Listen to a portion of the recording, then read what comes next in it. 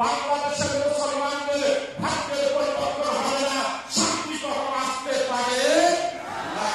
তাই বন্ধুকে অনুরোধ করবো, মুসলমান বারবার ধোকা খায় না, মুসলমান বারবার ধোকায় পাল্লায় পা দেয় না।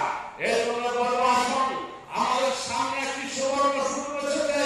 আমরা লক্ষ্য করছি বাংলাদেশে একটি ইসলামী সূর্যের আবির্ভাব হতে যাচ্ছে। কথা বলে ঠিক কিনা?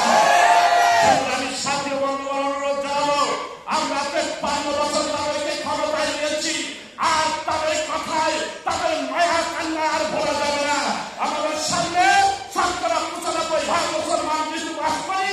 মুসলমানের তাহালিম তামাদ্দুন আমাদের আদর্শ জনাবে মুহাম্মদ রাসূলুল্লাহ সাল্লাল্লাহু আলাইহি ওয়াসাল্লামের আদর্শ আমরা করি। এই জন্য অনুরোধ জানাবো, আসুন আমরা প্রত্যেক ৫ বছরের দিকে যেতে চাই না। আগামী সামনে বাংলাদেশে একটি জাতীয় সরকারের মাধ্যমে বাংলাদেশকে একটি কল্যাণ রাষ্ট্র আমরা উপহার দিতে